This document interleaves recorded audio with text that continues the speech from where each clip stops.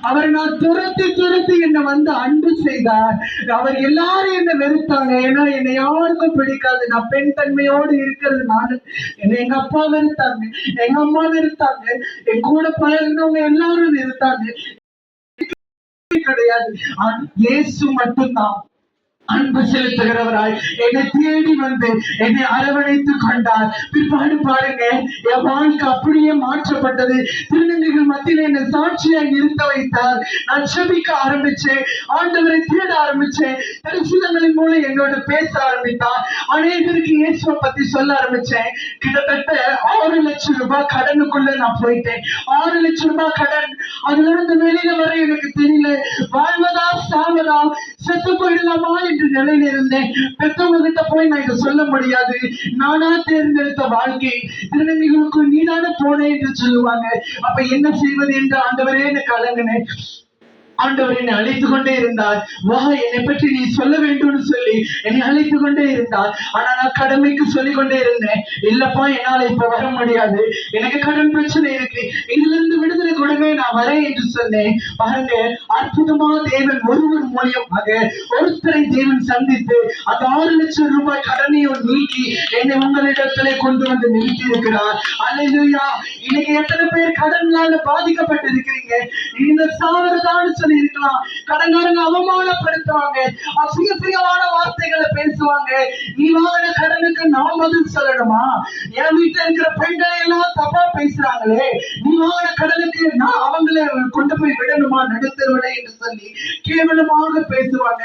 அந்த வார்த்தை ஒண்ணு சுருக்கமாக குத்தம், தற்கொலை செய்து கொள்ள போல இருக்கும். ஆண்டவர் எனக்கு அதிலிருந்து விடுதலை கொடுத்தார். இன்னைக்கு நான் உங்களுக்கு சொல்லுகிறேன், உங்க வாழ்க்கையும் கர்த்தரிடத்துல ஒப்பு கொடுங்க. உங்க கஷ்டங்கள் அவரிடத்துல சொல்லுங்க. உங்க கண்ணீரை அவர் பார்க்கிறார். என் வாழ்க்கையை மாற்றின கர்த்தரால் நிச்சயம் உங்க வாழ்க்கையை அவர் மாற்றுவார். ஒரு சமயம் பாருங்க, எனக்கு யூரின் இன்ஃபெக்ஷன் ஏற்பட்டு யூரினே போக முடியாதபடி கஷ்டப்பட்டேன். எத்தனையோ டாக்டர்ஸ் பார்த்தேன். டாக்டர்கள்லாம் சொல்லிட்டாங்க, இனி இவளை பிழைக்க வைக்க முடியாது, இன்ஃபெக்ஷன் தொற்று அதிகமா இருக்கிறது, திரும்பவுமாய் சர்ஜரி செய்ய வேண்டும், கன்னத்திலிருந்து ஸ்கின் எடுத்துதான் சர்ஜரி செய்ய முடியும், இல்லைன்னா இவனுடைய உயிருக்கே ஆபத்து என்று சொல்லி டாக்டர்கள் சொன்னாங்க.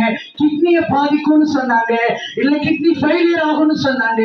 காலெல்லாம் வீங்கி போச்சு, என்னால யூரின் போக முடியாது, ஒரு சொட்டு யூரின் வராது.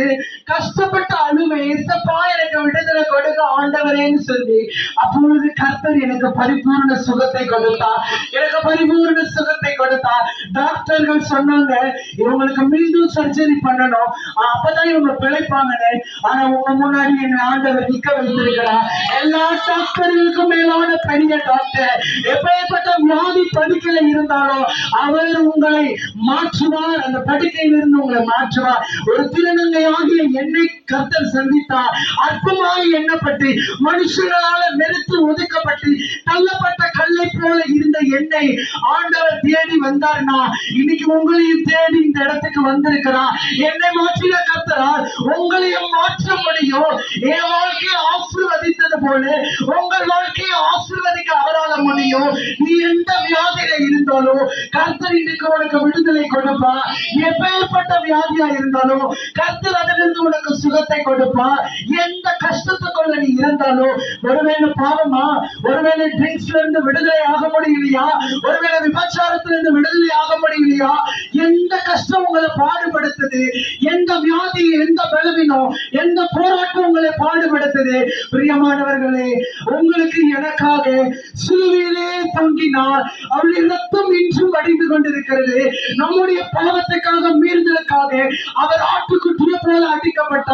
ஒரு கோழியின் ரத்தமோ, ஒரு மனுஷன் உனக்காக எனக்காக நான் இதை செய்து விடுவிக்கிறேன்னு யாரும் வரமாட்டாங்க. ஆனா இயேசு உன்னை என்னை விடுவிக்கும்படியாய் வந்திருக்கிறார். அவர் தன்னுடைய சொந்த ஜீவனை கொடுத்தார். வசனம் சொல்லுகிறது, ஒருவன் தன் சிநேகிதருக்காக கொடுக்கிற அன்பிலோ அதிகமான அன்பு ஒருவரிடத்திலும் என்று சொல்லப்படுகிறது. பிரியமானவர்களே, இயேசு பரத்திலிருந்து மேன்மையை திறந்து உனக்காக எனக்காக இறங்கி சிலுவையிலே தொங்கினார். அவர் நம்முடைய பாவங்களுக்காக மரித்தார். சிலுவையிலே அவருக்கு எந்த அழகும் இல்லை. அவருடைய முள்மூடி தலையிலே சூடப்பட்டவராக, அவருடைய சரீரம் கிழிக்கப்பட்டதாக, அவர் காயங்களோடு உன்னையும் என்னை அவர் இன்றைக்கு பார்க்கிறார். பிரியமானவர்களே, இன்னைக்கு எந்த நிலவரத்துல இருந்தாலும் உங்கள் இருதயத்தை கர்த்தரிடம் கொடுங்க. என் வாழ்க்கையை மாற்றினா, என் குடும்பத்தின் வாழ்க்கையை மாற்றினா, இன்னைக்கு நான் ஆசீர்வாதமாக இருக்கிறேன். அதே போல் உங்க வாழ்க்கையை அவர் மாற்றுவார். எல்லா பாவத்திலிருந்தும் அவர் விடுதலை கொடுப்பார். வாழ்நாளே எல்லாம் வீணானாய் வருத்தத்தோடு கழிப்பதும் வாழ்நாளே எல்லாம் வீணானாய் வருத்தத்தோடு கழிப்பதும் மரணமோ நான் சந்திக்குமே மறவாதே உன் ஆண்டவரை மறுவாய் சரணமிடுவே அழைக்கிறாரே வல்லவரே சொல்வதே அவர் வல்லதை மனோ அவரை ஒன்று அழைக்கிறாரே உன்னை அவர் வல்லதை மனோ அவரை உன்னை இயேசு அழைக்கிறாரே உனக்காகவே வழிகள் பட்டார் உன்னை உயர தன்னை தோற்றினார் உன்னை உயர தன்னை காட்டினார் இயேசு கிறிஸ்துவின் அன்பு என்றும் மாறாதது. இயேசு கிறிஸ்துவின் கிருபை என்றும் குறையாதது.